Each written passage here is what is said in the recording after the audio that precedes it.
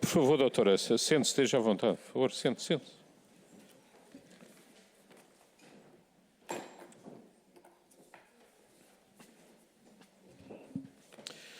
Senhoras e senhores deputados, vamos iniciar agora a segunda audição desta reunião de hoje.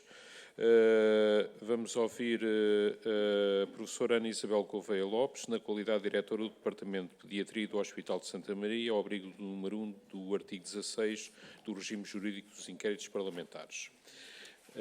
A doutora não tem nenhuma intervenção inicial. Vou apenas informar que as declarações que são feitas nesta comissão de inquérito, que aliás decorre do regime jurídico dos inquéritos parlamentares, são declarações que têm de ser feitas necessariamente com a verdade. Estamos no âmbito de uma comissão parlamentar de inquérito que se rege pelas regras do processo penal. Não há necessidade de prestar juramento, mas está obrigado a responder com a verdade, sob pena de poder cometer o crime de falsas declarações. Vamos iniciar a audição com o Grupo Parlamentar do LIVRE. Sr. Deputado Paulo Moaches, pode inquirir diretamente a depoente pode responder diretamente. Tem a palavra, Sr. Deputado. Obrigado. Obrigado, Sr. Presidente. Doutora Ana Isabel Lopes, cumprimento também, agradeço a sua disponibilidade para vir aqui à Comissão de Inquérito. De uma forma mais genérica, começava por lhe perguntar se nos pode explicar qual é que foi o seu contacto com esta situação, o tratamento destas duas crianças, que, no fundo, que papel, que envolvimento é que teve em todo esse processo?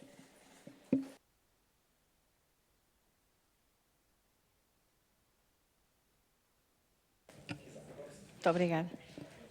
Começo por cumprimentar o excelentíssimo Sr. Presidente, os excelentíssimos Srs. Deputados, todos os presentes, e respondendo ao excelentíssimo Sr. Deputado, o início do meu envolvimento neste processo e no decurso e no contexto do exercício das minhas funções foi exatamente na sequência do contacto com a secretária pessoal do Sr. Secretário de Estado à época, que me contactou primeiramente por via telefónica e subsequentemente por mail, solicitando uma consulta de neuropediatria e uma avaliação clínica para duas crianças, com um diagnóstico de uma patologia específica, que é a atrofia muscular espinhal.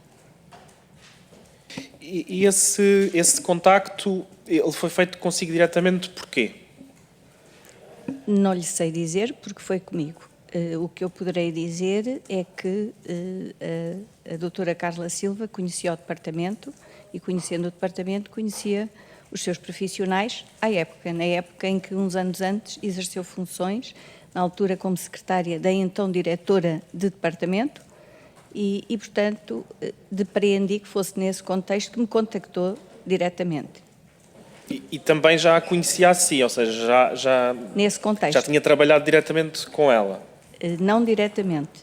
Como disse, a doutora Carla Silva foi secretária da então diretora do Departamento de Pediatria e, portanto, contactava circunstancialmente, digamos assim, com os vários elementos e profissionais do departamento, eu inclusa. Eu, na altura, não exercia funções de liderança e, portanto, como qualquer outro profissional, era um contacto circunstancial. E portanto, já disse-nos também que tinha tido um contacto, portanto, houve um contacto telefónico prévio e depois houve um contacto por e-mail no dia 20 de novembro. Aliás, da própria forma como o e-mail está escrito, percebe-se que houve um contacto prévio. Não sei se recorda desse contacto prévio, se nos pode, no fundo, relatar o que é que lhe foi transmitido nesse contacto prévio e, sobretudo, muito diretamente perguntar-lhe se lhe foi referido de uma forma clara que aquele contacto estava a ser feito a pedido do Secretário de Estado, se o pedido de marcação da consulta vinha do Secretário de Estado. Sim. O conteúdo do telefonema foi basicamente sobreponível ao conteúdo do mail. E a informação veiculada pela doutora Carla Silva foi de que o fazia em nome do Sr. Secretário de Estado.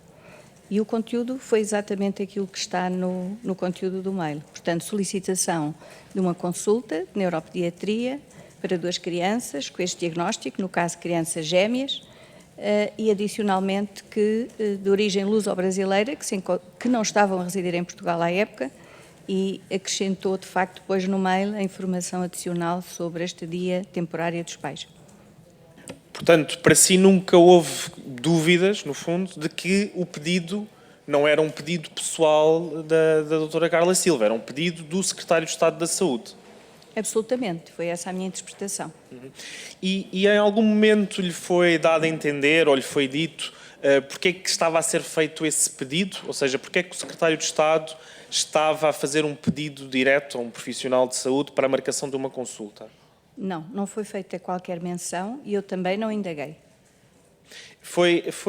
Quer dizer, esta situação, assumo eu, é uma situação excepcional. Ou alguma vez recebeu algum outro tipo de solicitações diretas, seja deste Secretário de Estado, seja de outro, do Governo, seja de qualquer outra entidade, para marcar diretamente consultas? Não, foi absolutamente excepcional. Na minha carreira, que é uma carreira já longa, de 40 anos no exercício da função pública, nunca tinha tido uma solicitação desta natureza. E considerei-a, de facto, atípica, fora do comum, absolutamente. Pronto, e tendo em conta essa natureza atípica desse pedido, quais foram as diligências que tomou no seguimento desse pedido? Portanto, o pedido chegou-lhe por e-mail e depois, não sei se nos pode relatar o que é que foi, que tratamento é que deu à matéria. Naturalmente que o primeiro passo seria transmitir a solicitação ao meu superior hierárquico, no caso, o Sr. Diretor Clínico. E foi exatamente esse o desenvolvimento imediato. Por um lado, transmitir o conteúdo da informação e, por outro lado, solicitar orientação subsequente, em consonância. Paralelamente, fiz a minha apreciação como médica e como responsável pelo departamento do contexto clínico em particular. Não sei se poderei responder já sobre este ponto, Sr. Excelentíssimo Deputado. Sim, do ponto de vista clínico, naturalmente, o diagnóstico da atrofia muscular espinhal era-me bem conhecido, embora não seja a minha área específica clínica de atuação, porque precisamente o nosso departamento tinha tido um papel central na instituição da terapêutica mais inovadora, no caso a terapêutica com Zolgensma, a primeira terapêutica génica a nível mundial, e a nossa instituição e o nosso departamento teve um papel fulcral na instituição dessa terapêutica pela primeira vez em Portugal e na Europa, em uns meses antes, designadamente em agosto, em 2 outras crianças. E, portanto, era um assunto que nós conhecíamos com profundidade, e quando eu digo nós, é a instituição no seu todo, o Sr. Diretor Clínico, o Departamento, eu própria, a Diretora de Serviço à época, a equipa de Neuropediatria, porque desenvolvemos um trabalho de grande exigência, de grande profundidade, no sentido de criar as estruturas institucionais que nos permitissem implementar esse tratamento que viria a ser aprovado pelo Ministério da Saúde, com caráter excepcional, uma vez que esta terapêutica ainda não estava aprovada pelo regulador europeu, pela Agência Europeia do Medicamento. E, portanto, só para explicitar um pouco mais, porque é que esta situação do ponto de vista clínico era bem conhecida de todos nós e, naturalmente, sabendo eu a que é que correspondia este diagnóstico, portanto, um diagnóstico correspondente a uma patologia grave, de grande complexidade, com um prognóstico muito adverso, que no passado recente era letal. Eu própria vi morrer muitas crianças com esta patologia, cuja sobrevida é inferior a 2 anos no fenótipo mais grave, e, portanto, naturalmente, estava plenamente consciente da gravidade da situação clínica das crianças para cuja atenção estava a ser solicitada a nossa colaboração. Portanto, também nisso, ou seja, também, ou precisamente por essa razão, também se sentia, no fundo, alguma urgência em dar uma resposta. É isso que está a tentar transmitir. Exatamente, Sr. Deputado. Portanto, aqui o fator tempo era decisivo, porque sabemos nós todos, hoje, na altura não sabíamos tanto, mas de facto sabemos que há aqui uma janela de oportunidade temporal para estas crianças serem submetidas às terapêuticas mais indicadas, de acordo com a melhor evidência atual.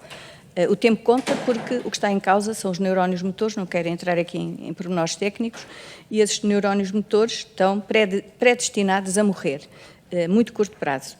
E, portanto, há um tempo útil, seja para a terapia génica, seja para as outras alternativas terapêuticas, para instituir essas terapêuticas, sob pena de o prognóstico ser muito fechado, a curto prazo. Obrigado. Referiu-nos há pouco o diretor clínico, está-se a referir ao Dr. Luís Pinheiro, correto? Exatamente. Portanto, aquilo que fez na altura foi, no fundo, levar este assunto ao diretor clínico. E qual é que foi a resposta que o diretor clínico lhe deu na altura?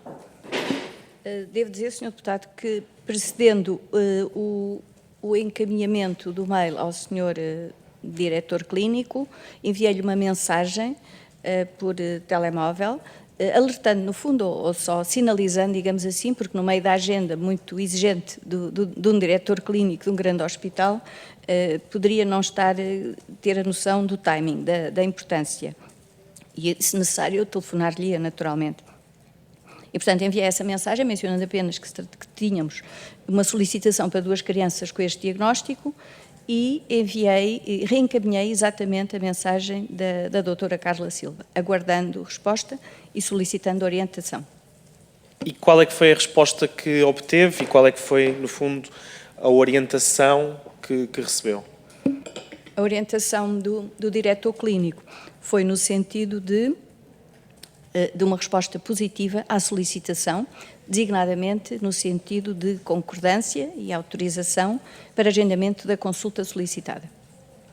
E essa foi uma decisão do Dr. Luís Pinheiro, ou seja, foi o Dr. Luís Pinheiro que decidiu que se deveria agendar essas consultas a estas 2 crianças, ou foi alguém mais acima dentro da hierarquia do próprio hospital? Não poderei responder a esse nível, Sr. Deputado, mas foi diretamente com o Dr. Luís Pinheiro que eu interagi e foi o Dr. Luís Pinheiro que me respondeu neste contexto. Em algum momento suscitou de uma forma, enfim, quer dizer, daquilo que nós temos a documentação, encaminhou o e-mail da doutora Carla Silva, portanto era muito óbvio de onde é que vinha o pedido. Mas em algum momento se colocou de forma expressa esta questão, ou seja, o hospital eu estou a receber diretamente um pedido que vem do Secretário de Estado da Saúde, este não é o procedimento habitual, como é que nós, no fundo, gerimos a situação, recusamos, não recusamos? Alguma vez essa questão foi colocada de forma expressa ao Dr. Luís Pinheiro? Não com essa natureza tão explícita. Penso que o assunto falava por si e o documento falava por si. Portanto, de facto, e todos temos a noção de que o circuito de referenciação, digamos assim, não correspondia às normas institucionais em vigor, designadamente à portaria que tal recomenda, que todos conhecemos e que os itens todos nós praticamos no dia-a-dia, na referenciação, mas exatamente por esse caráter excepcional é que foi imprescindível uma decisão do órgão institucionalmente máximo, que é o Conselho de Administração, e no caso veiculado pelo diretor clínico. Portanto, o Dr. Luís Pinheiro levou essa questão ao Conselho de Administração? Presumo que sim, até porque, se me permite, estava-me aqui só a recordar de um outro ponto, porque esse era o objetivo do meu mail, naturalmente, e dos contactos que fiz com o Dr. Luís Pinheiro, mas uns dias antes também, a médica neuropediatra, a doutora Teresa Moreno, responsável pela consulta de doenças neuromusculares e por esta patologia em particular, no departamento, um dos únicos 5 centros de referência a nível nacional, tinha-me enviado uma informação por mail referindo a existência de uma família com 2 crianças gêmeas que, depois de receber este mail, constatámos que seriam as mesmas. Mas não era uma solicitação para consulta, era digamos que um pedido de esclarecimento, um primeiro contacto exploratório desta família junto da médica e mencionando nesse mail que essa situação estava em apreciação num outro centro hospitalar, no caso no Hospital Dona Estefânia. Ou seja, o que eu queria, no fundo, a minha pergunta tinha como objetivo perceber se havia noção, quando esta questão estava a ser tratada, no fundo, que se estava a ir contra as regras que estavam estipuladas para a referenciação, contra a própria portaria que fez referência. A dada altura, no relatório da IGAS, também vem referida essa situação, de que a doutora Teresa Moreno estaria também a ser contactada diretamente e que a doutora Ana Isabel Lopes teria transmitido à doutora Teresa Moreno que, portanto, que teria sido informada pela diretora do departamento que o diretor clínico tinha insistido com a marcação da consulta para as crianças por indicação da Secretaria de Estado, tendo a declarante insistido que a especificidade do caso deveria ser do conhecimento da Secretaria de Estado. Ou seja, havia a noção entre quem estava a tratar do assunto que aquela era uma situação irregular no mínimo, ou seja, não estaria de acordo com aquilo que estava definido na portaria, mas ainda assim avançou-se no pressuposto de que, sendo o próprio Governo que estava, ou um elemento do Governo que estava a dar essa indicação, se deveria cumprir essa ordem, no fundo. É isso? Eu poderei transmitir ao Sr. Deputado aquilo que é a minha perspectiva e que foi o meu entendimento no momento, não é? E toda a minha atuação em consonância. Devo dizer que reconheci naturalmente, e volto a reafirmá-lo, o caráter ou a natureza atípica desta solicitação e poderei até dizer que senti o dito sobressalto cívico face a esta solicitação. Por essa razão, não poderia ser de outra forma, tive de contactar, e seria sempre essa a minha atitude, o meu superior hierárquico, para orientação subsequente. Nunca o faria de outra forma. Sobretudo porque era uma solicitação que vinha da tutela. Paralelamente a esse aspecto, sou uma clínica, sou uma profissional do terreno também, para além das funções de responsabilidade no departamento, e não podia ignorar também que se tratava de uma solicitação de natureza clínica, relativamente a 2 crianças com uma doença grave, progressiva, letal, cujo estado clínico à época eu ainda não sabia qual era e que de grande vulnerabilidade e relativamente às quais era importante dar resposta. Era a nossa missão assistencial, somos um centro de fim de linha. No momento, à época, éramos o único com experiência na terapêutica mais recente, e, portanto, existia, e não podíamos ignorar, a missão assistencial de dar resposta a esta solicitação, como para qualquer outra criança. Do ponto de vista do cumprimento da portaria, para além dos aspectos mais óbvios, em termos da resposta assistencial, em termos de eficácia, segurança e todos os requisitos de uma resposta assistencial adequada, há um ponto que será importante salvaguardar, é que não existia lista de espera para esta situação. Portanto, pela natureza da patologia, extremamente rara, por definição não existe lista de espera. E, portanto, todos os doentes são tratados em tempo útil. Não houve, portanto, injustiça, prejuízo para terceiros, e havia esta noção da solicitação em que o tempo contava para dar resposta assistencial. Ou seja, isso também lhe peço essa confirmação, é algo que também é uma das conclusões do relatório da IGAS, no sentido em que, ainda que não tenham sido cumpridos estes critérios de acesso e a portaria no acesso, relativamente ao tratamento, a conclusão a que chega é que, efetivamente, estas 2 crianças tinham direito a este tratamento e que ele seguiu os critérios clínicos necessários para acontecer. Confirma também isso? Confirmo, Sr. Deputado. Os critérios, todo o desenvolvimento do processo de avaliação, em primeiro lugar, do estado clínico das crianças, da indicação para o tratamento, dos critérios de elegibilidade, indicações/contraindicações, porque são requisitos muito específicos. Há um teste em particular, que é o teste dos anticorpos, para o vírus, que é o vetor, porque é uma terapia génica, muito específico, que pode condicionar a exclusão para esse tratamento. Mas, de facto, tudo foi seguido de acordo com os cânones preconizados, com o máximo rigor, e, de facto, as crianças cumpriam os requisitos para a terapêutica. Talvez salvaguardar também aqui mais 1 ou 2 pontos. Estas crianças, no país de origem, já estavam submetidas à terapêutica de primeira linha, denominada nusinersen, que era o gold standard até aparecer a nova terapia génica, e, portanto, o que foi dito aos pais, e, aliás, a uma outra criança que, entretanto, foi diagnosticada em janeiro, logo a seguir, e que integrou todo este processo, que manteriam essa terapêutica até ser autorizada pela Agência Europeia Reguladora, pela EMA, terapêutica génica, portanto, com o Zolgensma. E, portanto, assim foi, e aguardaram até ao momento em que tal ocorreu, que seria mais tarde, em junho de 2020.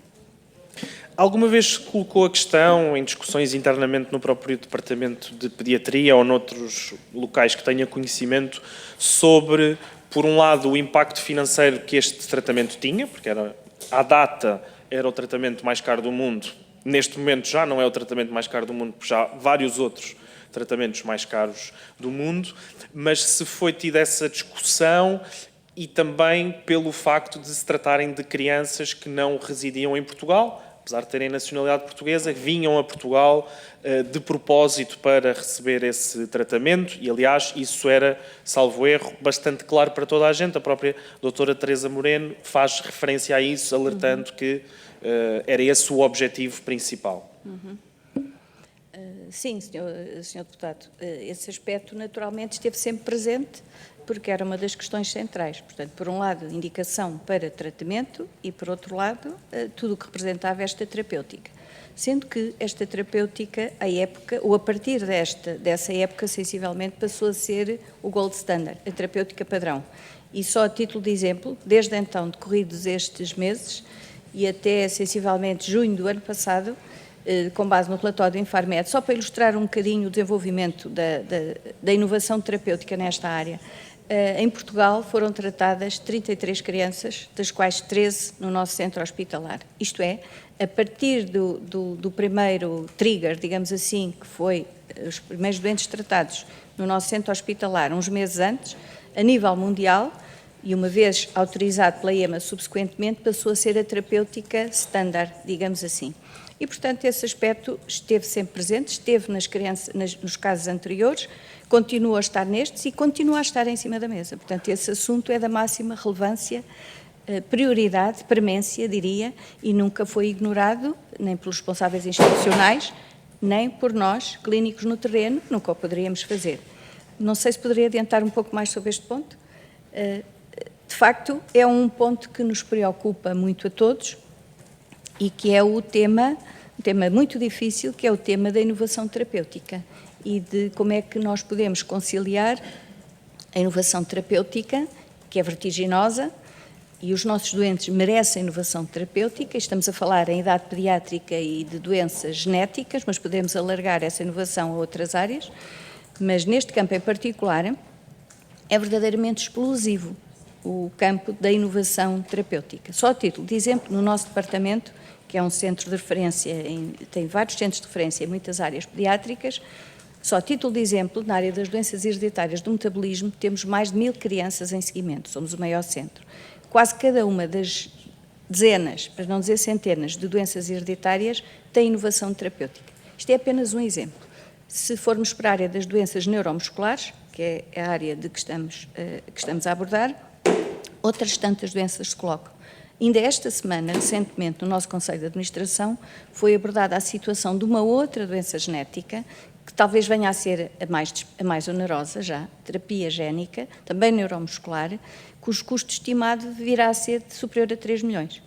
E quem diz estas, N outras. Portanto, isto é um assunto da máxima prioridade. Todos os conselhos de administração se preocupam e estão preocupados com esta temática. São decisões muito difíceis. Quando os fármacos já estão aprovados, que é o caso dos Zolgensma, já foi aprovado anteriormente pelo governo português, não significa que nos possamos aliar do custo, e este é um aspecto que nós ponderamos diariamente, diria eu, diariamente, porque somos confrontados com esta realidade todos os dias, e isto aconteceu hoje. Hoje de manhã, no meu centro hospitalar, tivemos uma reunião com o diretor clínico, perdoa-me só para ilustrar e para responder à pergunta do Sr. Deputado. Uma reunião com o Sr. Diretor Clínico, com o responsável da Comissão de Farmácia e Terapêutica, com o Diretor de Serviço de Gestão Técnico-Farmacêutica, com o Diretor do Serviço de Farmacologia Clínica. Eu estive presente, porque era da área pediátrica, para discutirmos um assunto tão simples como um fármaco cujo custo preconizado pela empresa era absolutamente inacessível. E esteve num PAP, num Programa de Acesso Precoce, e tivemos que interromper o PAP, com tudo o que isso implica de dilemas éticos, porque considerámos incomportável o valor que o laboratório preconizava. Estivemos a discutir, foi negociado em Conselho de Administração, está em negociação, e em breve esperemos que o valor seja outro, eu diria, um valor mais humanizado, é disso que se trata. Portanto, os valores que a indústria preconiza na inovação terapêutica são absolutamente, eu diria, inaceitáveis. Neste contexto, só mais um detalhe prático. No caso do Zolgensma, o que foi adotado, digamos assim, em consonância com o Infarmed, foi um acordo de partilha de risco que é extremamente importante, em que o próprio laboratório comparticipa uma parte dos custos e do risco. Isto é, se os resultados forem claramente positivos, o hospital assume na totalidade. Se os resultados estiverem aquém do que é expectável, em vários níveis, em vários graus, o laboratório terá que assumir esse risco. Portanto, isto é um assunto da máxima importância e, naturalmente, foi considerado, neste caso, quando estas crianças chegaram, a propósito da instituição da terapêutica Cruz Alguesma. Muito obrigada. Obrigado, Sr. Deputado. Obrigado, doutora Ana Isabel. Vou agora dar a palavra ao Sr. Deputado do Partido Social Democrata, António Rodrigues, para fazer as suas questões. Podem inquirir diretamente a depoente e ela responder diretamente. Tem a palavra. Obrigado. Muito obrigado, Sr. Presidente. Muito obrigado, Sra. Professora, por nos ajudar a conseguir descomplexizar este caso que parece tão complexo quanto cada uma das pessoas que cá vêm. Parece que tem sensibilidades diferentes relativamente ao mesmo.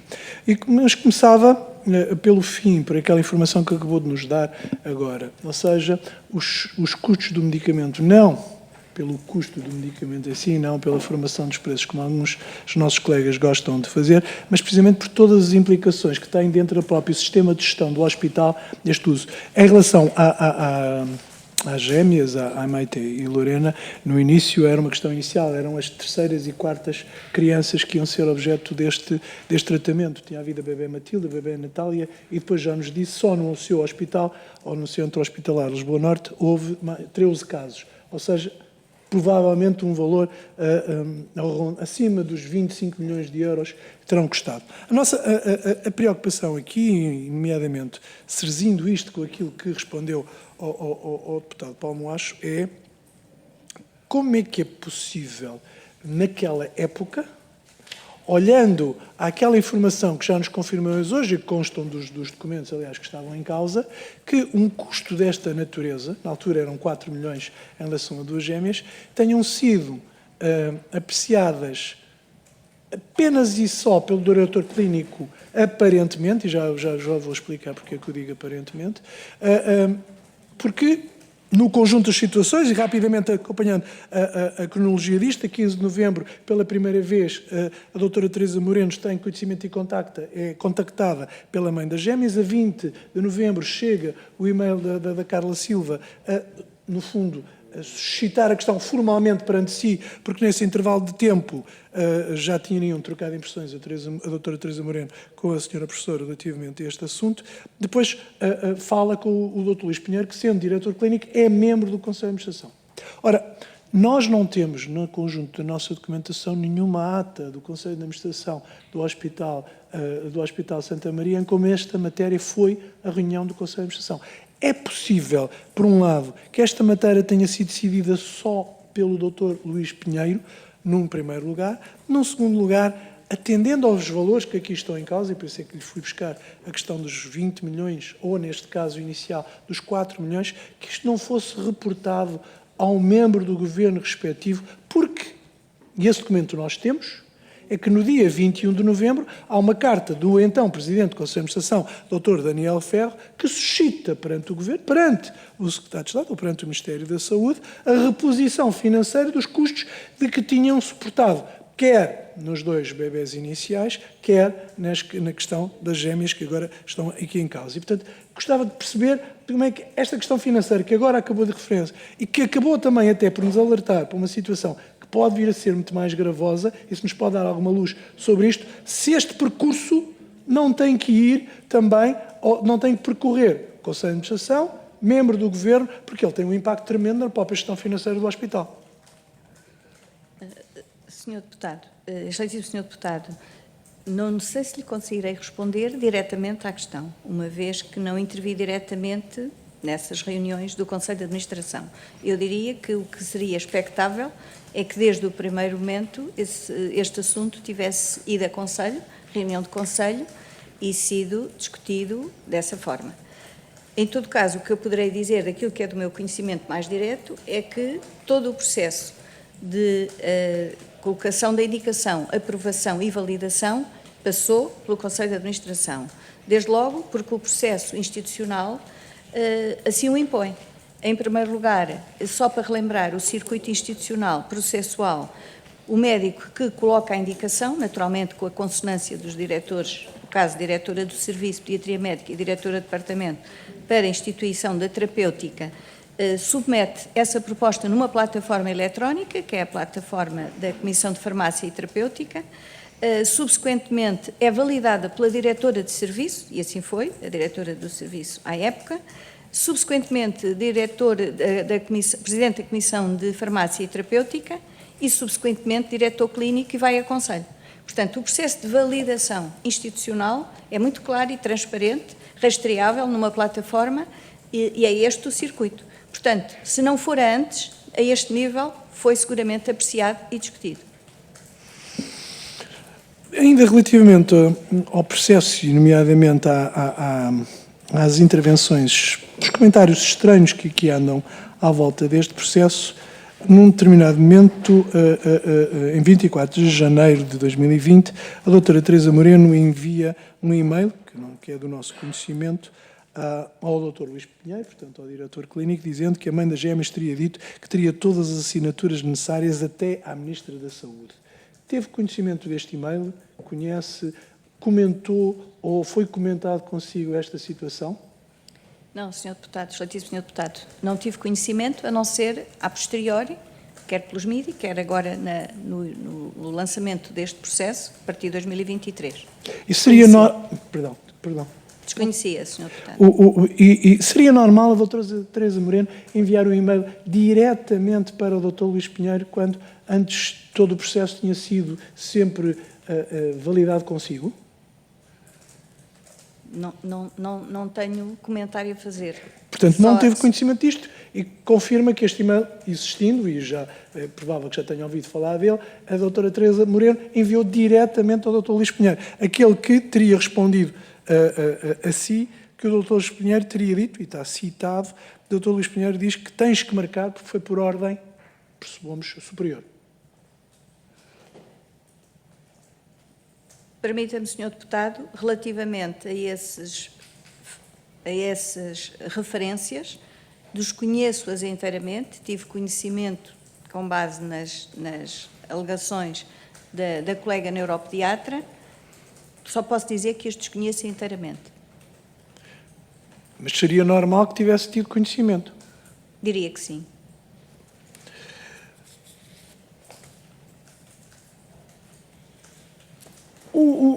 Ainda no âmbito deste processo, e, portanto, quando teve conhecimento do e-mail da doutora Carla Silva, que lhe dava conta da ordem e instrução, quer como quer que lhe chamemos, relativamente a esta intervenção, como é que entendeu isto? Entendeu isto como uma interferência dentro do funcionamento normal do hospital? Isto, de alguma forma, distorceu aquilo que eram as regras internas de funcionamento do hospital? Alguma vez tinha tido conhecimento de uma situação semelhante? Como já disse ao Sr. Deputado anteriormente, nunca eu tinha sido confrontada com uma situação desta natureza e, para mim, foi absolutamente excepcional, extraordinária e considerei que, de facto, era fora do contexto, expectável. Portanto, o facto de um mail da doutora Carla Silva ter sido enviado para si, que posteriormente validou com o doutor Luís Pinheiro, ou seja, o enviou para que o doutor Luís Pinheiro o assumisse, e a doutora Teresa Moreno passou a lidar com este assunto diretamente, portanto, a senhora professora saiu deste circuito. Diria que não, Sr. Deputado, porque as decisões que dizem respeito, neste caso, aos doentes seguidos no Departamento de Pediatria, sobretudo decisões com alguma complexidade e exigência, como era o caso, são decididas de uma forma, diria, colegial. Isto é, por um lado, no que diz respeito à indicação terapêutica e ao avanço para o processo, o médico especialista, neste caso subespecialista, que está mais diretamente envolvido, naturalmente, tem toda a independência técnica ou clínica ou científica, e isso é totalmente, integralmente respeitado. Ninguém prescreve ou avança para uma proposta terapêutica se não estiver em consonância com ela, e totalmente, de forma muito clara e explícita. Portanto, não há aqui nenhum tipo de imposição, mas, por outro lado, as decisões são sempre desta complexidade são sempre abordadas e discutidas de forma colegial. Isto é, entre as pessoas da equipa, entre as pessoas, entre a responsável do Serviço de Pediatria e a responsável do Departamento, no caso eu, à época também. E sempre que se justifica, abordadas junto do diretor clínico e até, circunstancialmente, se a situação justificar, junto do Presidente do Conselho de Administração. Este é o modus operandi institucional no nosso hospital e no nosso centro hospitalar. Portanto, o assunto não passou a ficar reservado a uma entidade ou outra. Continua a ser abordado de uma forma colegial, embora, no que diz respeito ao aspecto decisório, à decisão central, centralizado, por definição, no diretor clínico. Podemos dizer que a única coisa que ainda me mete alguma hesitação ou incerteza é nesta circunstância do comportamento do Dr. Luís Pinheiro em todo este processo, porque já me respondeu dizendo que o processo tinha ido ao Conselho de Administração, até porque o Dr. Luís Pinheiro era membro do Conselho de Administração, mas nunca recebeu nenhuma comunicação do Presidente do Conselho de Administração relativamente a este assunto. Foi sempre tudo transmitido pelo Dr. Luís Pinheiro. É verdade, Sr. Deputado. Mas Exatamente. o Sr. Professor acabou de dizer que, em alguns casos, até receberia ou poderia vir a receber indicações do Presidente do Conselho de Administração. Peço desculpa, talvez não tenha sido explícita. Neste caso, não recebi. O que eu tentei explicar foi que, noutros contextos, noutras situações, assuntos de particular relevância podem vir a ser discutidos com os diretores de serviço de departamento, não só com o Sr. Diretor Clínico, mas também, se necessário, com o Presidente do Conselho de Administração ou em Conselho, dependendo não foi o caso, estava só a generalizar. Mas por razões, essa possibilidade de intervenção é por razões clínicas ou eventualmente por razões financeiras? Eu diria que é o conjunto, excelentíssimo Sr. Deputado. Mas as razões financeiras certamente teriam um peso muito relevante. Voltando à informação com que concluiu a primeira intervenção de resposta ao deputado Paulo Moacho, naquela situação em que discutiu hoje de manhã, que tem aparentemente também uma dimensão talvez até superior ao custo deste medicamento... Não, essa não tem um custo superior, essa é uma outra. É uma outra. Mas conhece alguma situação de algum medicamento que tenha um custo superior a este e que de alguma forma obrigasse a que houvesse uma intervenção formal do Conselho de Administração e do Presidente do Conselho de Administração? Não, isso ainda não aconteceu. Estava só no cenário de, hipoteticamente, poderão avizinhar-se num futuro próximo situações de propostas terapêuticas ou de inovação terapêutica em algumas patologias com custos até superiores. E acha que esse tipo de situações a verificarem-se, também elas deveriam ir ao conhecimento do membro do Governo Tutelar e da Saúde, perante a dimensão do impacto para o próprio orçamento do hospital? Eu diria que sim, naturalmente, Sr. E que Deputado. terá sido por isso que, volto a citar, a carta que o Dr. Daniel Ferro fez dia 21 de novembro de 2019 a pedir um reforço de verbas para o hospital devido aos custos que tinha exatamente com este medicamento. Exatamente. Se me permite só nesta sequência, quando foi do caso das duas primeiras crianças tratadas em Portugal, foi quase liminarmente um cenário dessa natureza. O assunto teve que ser discutido a nível do Ministério da Saúde, naturalmente. Porque era a primeira vez ou por causa da dimensão financeira? Pelas duas razões, Sr. Deputado. Até porque o medicamento, tanto quanto nós sabemos já, o medicamento nem sequer ainda estava reconhecido na Europa e muito menos em Portugal. Só muito mais tarde é que viria a ser aprovado pela EMA. E, portanto, no fundo, era um receio também de uma experiência e um caráter excepcional que se mantinha nesta situação a quando as gêmeas que nós estamos aqui a referenciar, que só mais tarde é que veio a tornar-se um procedimento regulado, um procedimento assumido por todas as entidades do Ministério da Saúde e do Hospital em particular. Uma das questões que, de algum modo, também tem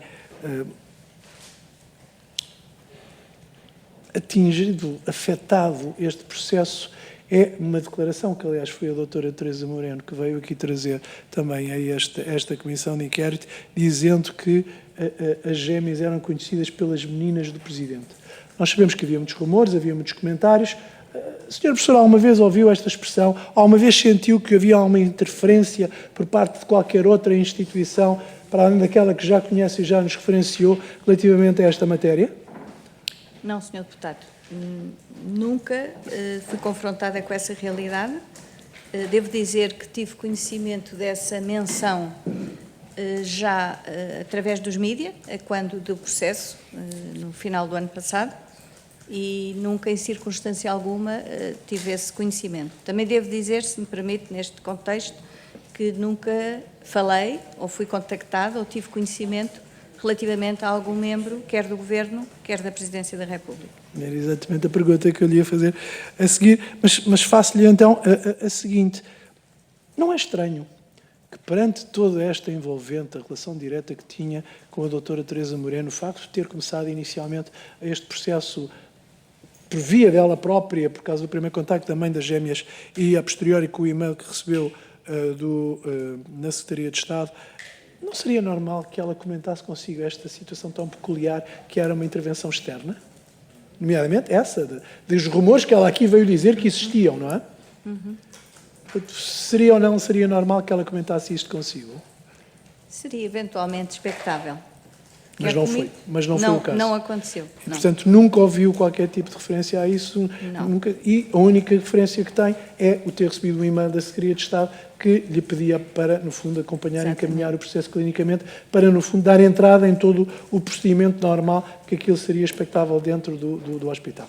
Sim, exatamente, Sr. Presidente. Se me permite também, devo dizer que, quando tive conhecimento dessas referências, não só fiquei surpreendida, mas considerei muito pouco edificantes esse tipo de comentários, porque, de facto, a cultura institucional do nosso departamento e da nossa instituição é uma cultura que preza muito os valores humanísticos, e os nossos doentes pediátricos têm identidade própria, têm nome e identidade própria. E, portanto, é o comentário que eu me reservo para essa referência. Eu sublinho isso, Sra. Professora, porque já tinha havido um outro depoente que tinha exatamente dito isso. As crianças no hospital têm identidade própria e isso é sempre de sublinhar do ponto de vista humano, porque é de humanidade também que falamos quando tratamos estas coisas. Muito obrigado, Sra. Professora. Sr. Presidente, tem mais questões a colocar. Muito obrigado. Obrigado, Sr. Deputado. Obrigado, doutora Ana Isabel. Vou agora dar a palavra à Sra. Deputada Ana Abrunhosa, do Grupo Parlamentar do Partido Socialista. Pode inquirir diretamente a depoente e a depoente responder diretamente. Tem a palavra. Obrigado. Muito obrigada, Sr. Presidente. Sra. Professora Ana Isabel Lopes, obrigada pela sua presença e pelo seu testemunho muito esclarecedor. E eu vou fazer algumas questões que relevam do que foi dito. Em primeiro lugar, gostava de fazer um esclarecimento.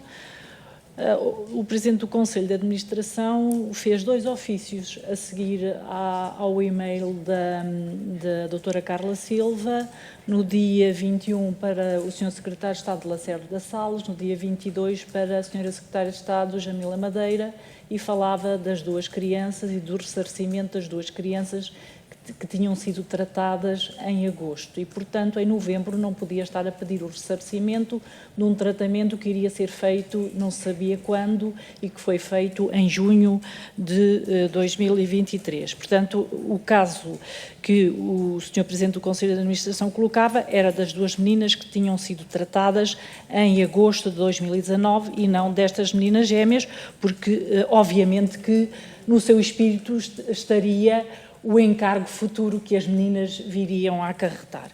E isso, de facto, não posso deixar de me associar a todos os comentários e preocupações que o Sr. Deputado António Rodrigues fez, dizendo que há um Conselho de Administração que toma uma decisão que depois tem encargos financeiros muito grandes. Essa regra, entretanto, mudou, se não me engano, ou seja, com estes medicamentos inovadores, eles continuam a ter encargo para o hospital ou é o Ministério da Saúde que os assume?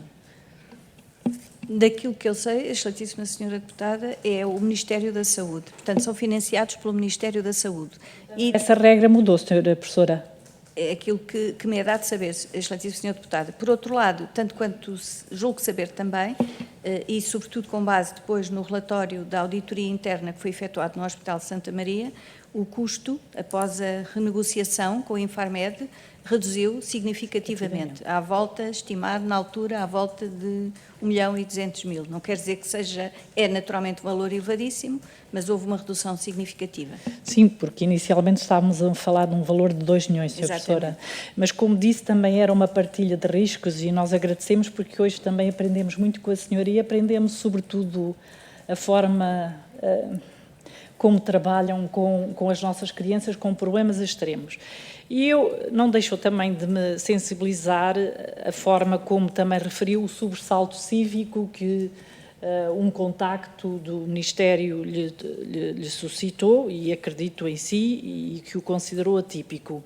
E faço-lhe esta questão sem segundas intenções.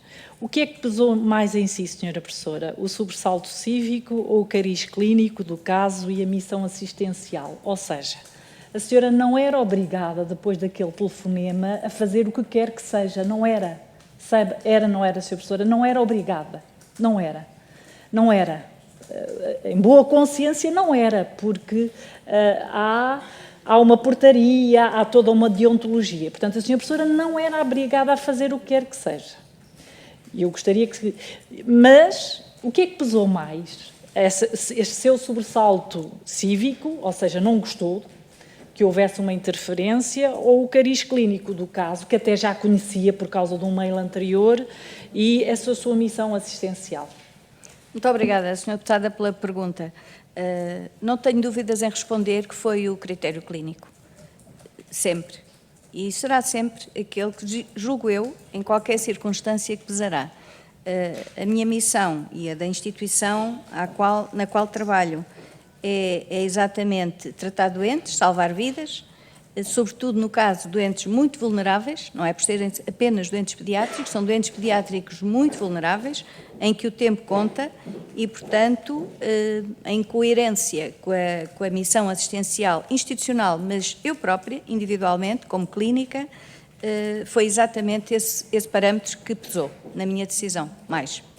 Sr. Professor, eu posso deduzir das suas palavras que fosse qual fosse o canal porque lhe chegasse este caso, estas crianças iriam dar entrada no hospital e iriam ser tratadas, tendo em conta que são um centro de referência, fosse qual fosse o canal. Eu estou-lhe a fazer esta pergunta e quero que também me responda com a sinceridade com que a vejo responder. E, portanto, fosse qual fosse o canal, se elas estivessem cá a passar férias e tivessem ido lá às urgências, se tivessem confrontado com estas meninas nesta situação, o desfecho teria sido o que foi? Pergunto-me eu, Sra. Professora. Não posso especificar no detalhe, mas genericamente falando, eu diria que sim. Atendendo ao contexto clínico, ao estado da arte e àquilo que nós sabemos sobre o que é melhor no contexto específico da doença, face ao estadio clínico, eu diria que seria essa a abordagem, digamos, final, digamos assim. Como a excelentíssima senhora deputada mencionou muito bem, por vezes estes casos graves, de outra natureza, mas em certa medida similares, do ponto de vista do impacto somático, é exatamente nesse contexto que nos surgem. Ou não estão a ser acompanhados, ou estão a ser acompanhados e por agudizações aparecem-nos no serviço de urgência e a partir daí nós damos todo o seguimento ao processo. Não é inédito que seja essa uma das portas de entrada. O mais comum nesta patologia naturalmente serão consultas interhospitalares referenciadas, quer do sistema público, quer privado, mas de facto, de uma forma ou de outra, as crianças chegariam a um dos centros de referência, ao nosso, a qualquer um dos outros. Da avaliação que faz, e aqui peço-lhe uma avaliação médica ou científica daquele que foi o tratamento que a doutora Teresa Moreno fez, ao caso da sua avaliação, senhora professora, sendo a senhora também, em termos médicos e científicos, uma pessoa de referência nacional e internacional, de qual é a avaliação que faz do trabalho que a doutora Teresa Moreno fez, na avaliação que fez e no encaminhamento que deu. Qual é a avaliação que faz, Sra. Professora? Muito obrigada, Sra. Deputada. Do ponto de vista clínico, portanto, eu considero que o trabalho foi exemplar.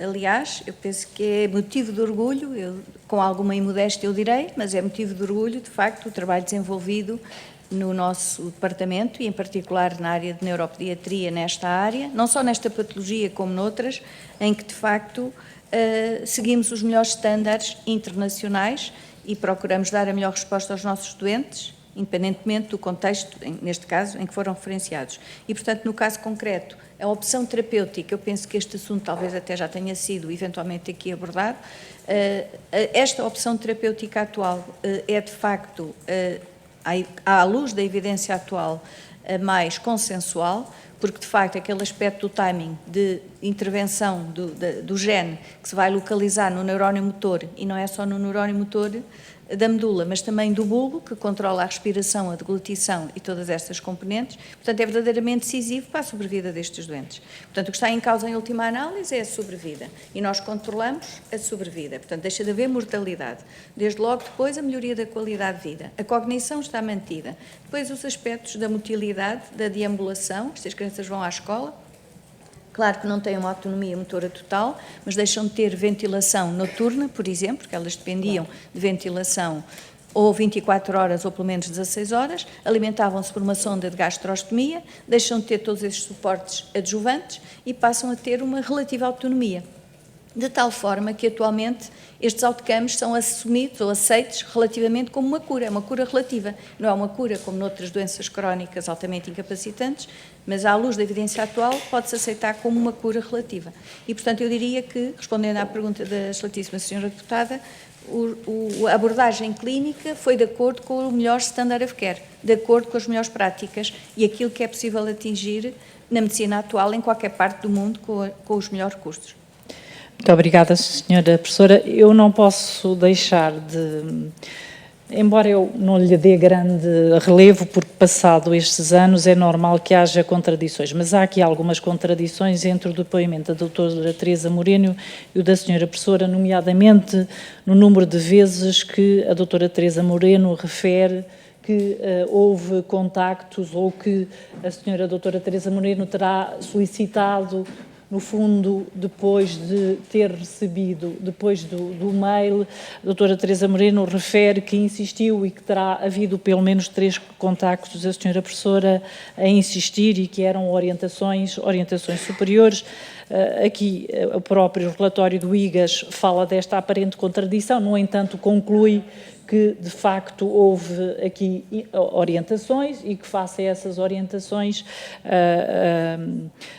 terão dado encaminhamento. Eu gostava aqui mais de destacar, gostaria também que comentasse, mas deixo que eu aqui gostaria de destacar, é a parte que também o próprio Dr. Luís Pinheiro refere, a parte da vossa missão, ou seja, que a partir do momento em que tomam contacto com esta realidade não a podem ignorar, venha este conhecimento de onde venha.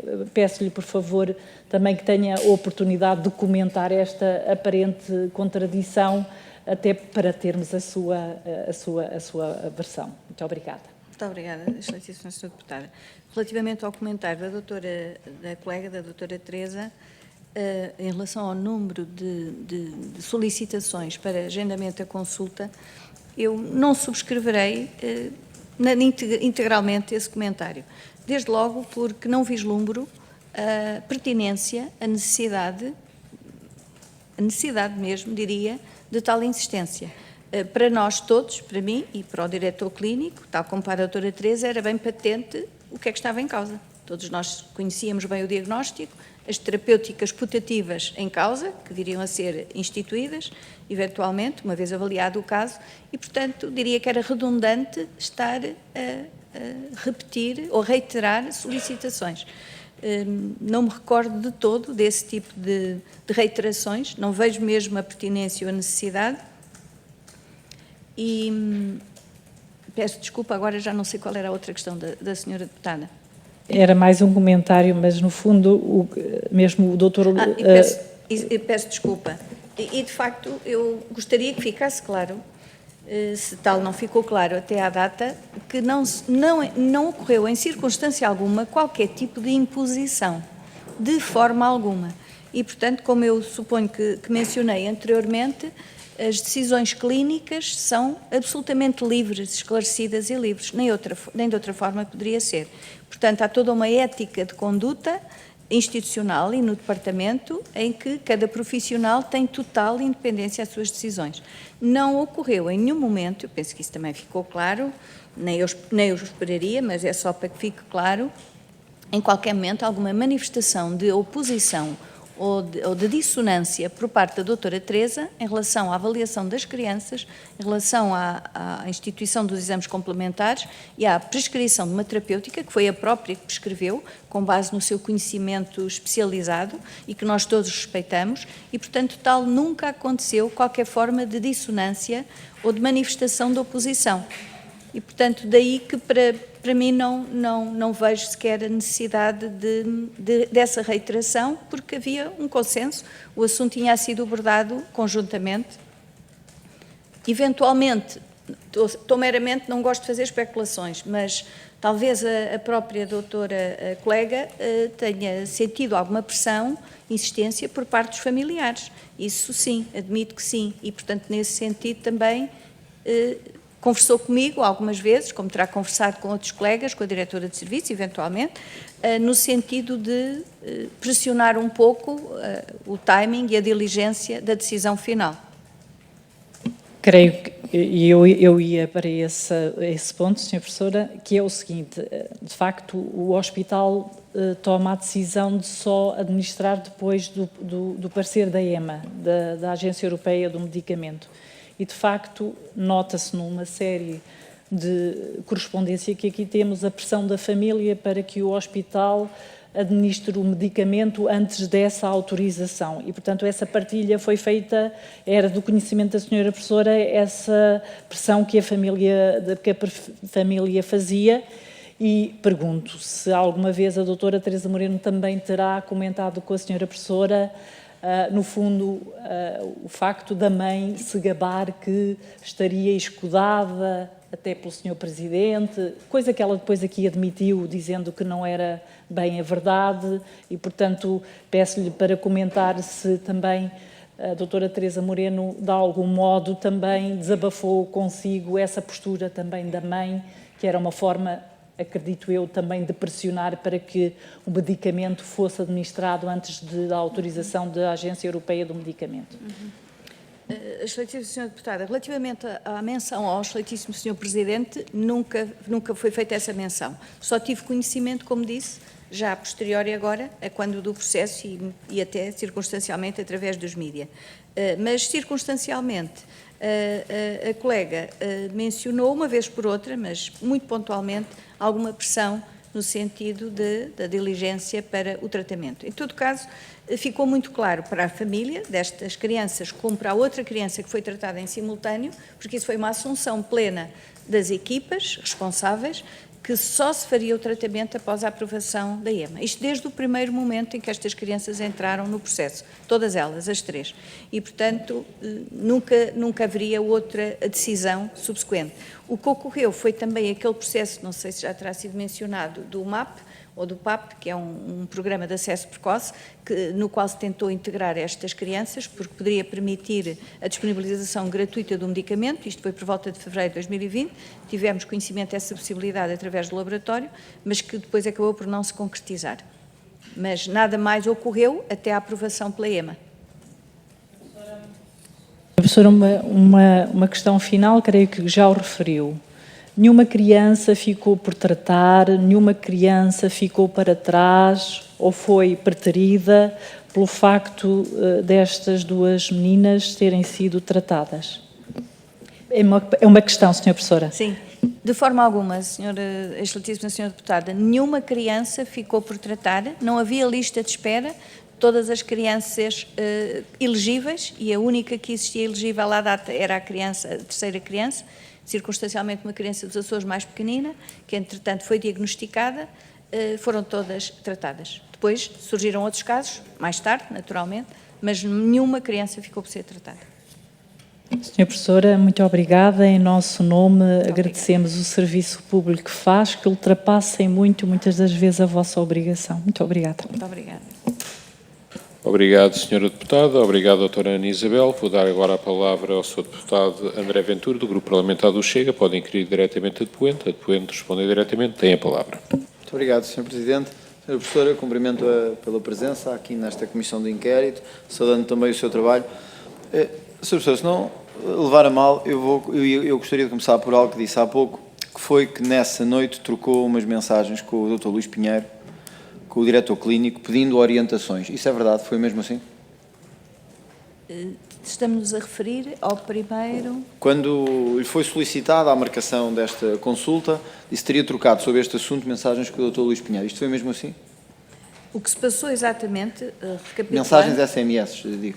Não, foi uma mensagem dizendo que tínhamos recebido uma solicitação, no caso da Secretaria de Estado, relativamente a 2 crianças com o diagnóstico de atrofia espinhal. Sr. Presidente, eu gostava de interromper a sessão para dizer o seguinte. Nós temos um caso que está a ser investigado pelo Ministério Público em Portugal sobre a possível interferência política do Governo da República, então, na marcação de uma consulta.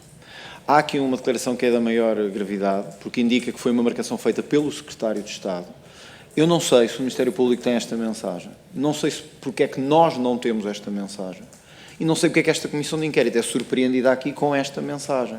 Quer dizer, é muito difícil fazer um trabalho profundo, quando na verdade andamos a pedir elementos há não sei quanto tempo, e hoje sabemos que há uma mensagem que tomo por certa, porque é-nos dita aqui sob juramento na Comissão de Inquérito, em que se fala expressamente do Secretário de Estado no momento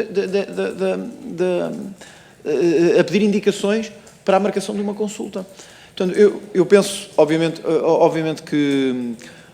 que as autoridades judiciais também estão a acompanhar esta diligência, mas eu gostava de saber se esta mensagem pode ser disponibilizada à Comissão de Inquérito para podermos analisar. Eu sei que temos questões com as mensagens, com os pareceres e com de fundo, mas eu acho que era da maior importância que esta mensagem ficasse no acervo da Comissão de Inquérito e, portanto, gostava de pedir se todos os partidos concordassem com esta recolha ou entrega voluntária por parte da Sra. Professora. Sra. Deputada Ana Brunhosa. Presidente, senhores deputados, o relatório da IGAS refere o que a senhora professora referiu, ou seja, o relatório da IGAS refere que a senhora professora encaminhou um mail depois de ter mandado uma mensagem por telemóvel ao senhor diretor clínico. Portanto, o relatório da IGAS já fala... Ok, da nossa parte é referido e, portanto, se os próprios estiverem de acordo... Sr. Deputado. A questão é esta. Nós temos um conteúdo de mensagem que é absolutamente clarificador, porque fala logo da Secretaria de Estado, aparentemente. Peço desculpa, Sr. Deputado. Daquilo que eu me recordo, se me permite, daquilo que eu me recordo, eu reencaminhei a mensagem integralmente da doutora Carla Silva ao diretor clínico. Portanto, literal, a mensagem original. E sinalizei ao diretor clínico a existência de 2 crianças que eram as que constam no mail. Eu aqui estou a dizer que foi através da Secretaria de Estado, mas a informação que transmiti, tanto quanto me recordo, ao senhor diretor clínico foi de que era o diagnóstico, era falar do diagnóstico. Desculpe lá, Sra. Professora, do que se recorda, já não tem as mensagens?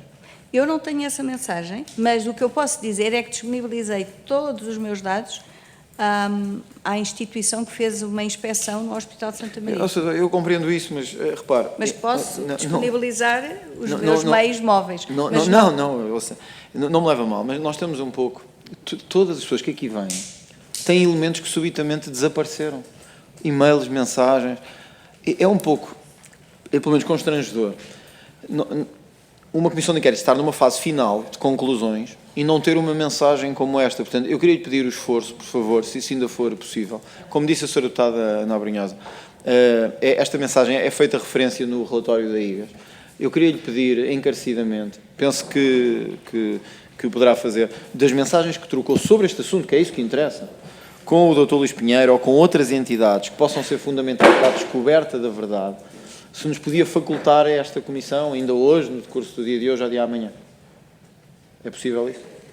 Eu devo dizer que fiz essa pesquisa, mas voltarei a fazê-la. E disponibilizo todos os meus meios móveis. Doutora, vamos aguardar que depois faça essa pesquisa. Só um momento, Sr. Deputado. A Sra. Deputada Ana Brunhosa pediu a palavra. Peço desculpa. O relatório da IGAS transcreve a mensagem escrita. A mensagem escrita pode ter outro...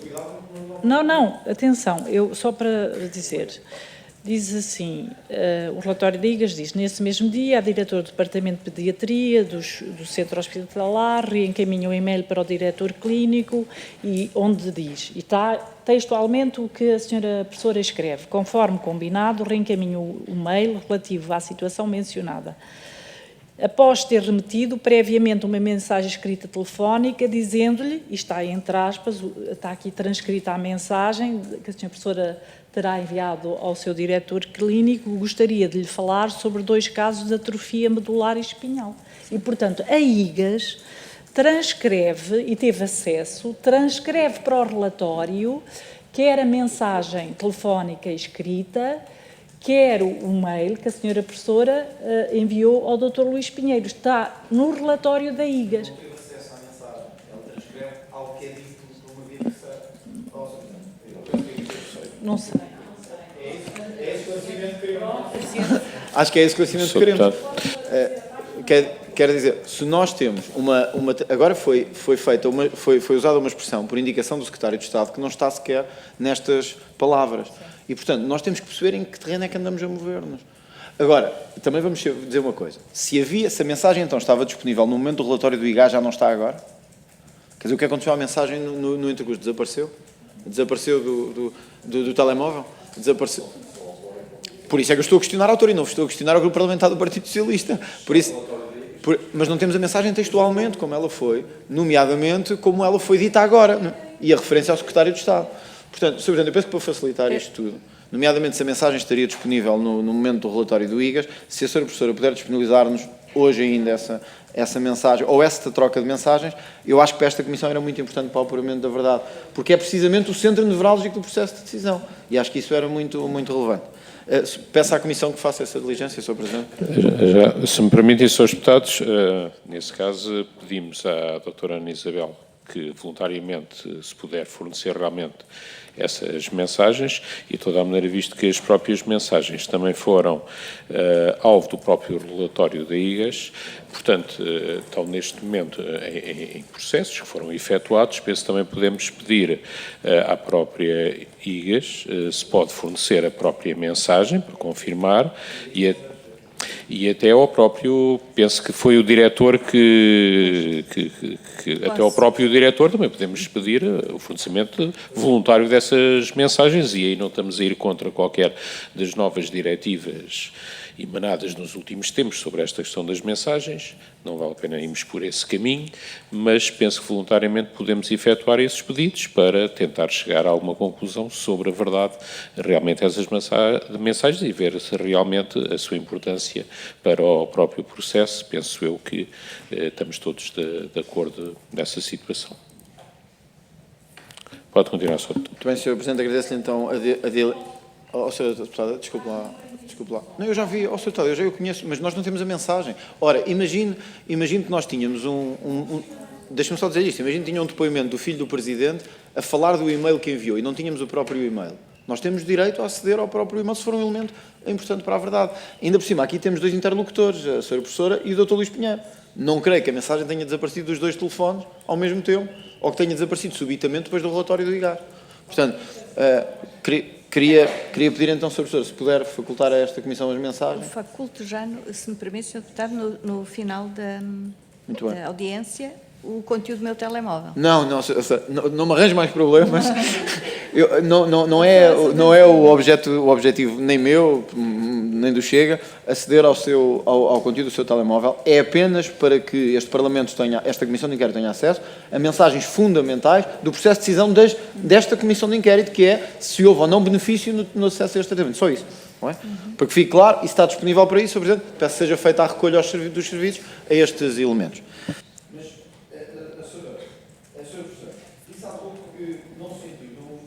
Disse há pouco que não sentiu no momento nenhuma, digamos assim, dessintonia e que houve uma espécie de harmonia no processo dessa decisão. Mas soube que houve a tal carta de 28 de outubro assinada pelos médicos e entre as quais a doutora Maria Teresa Gino Moreno.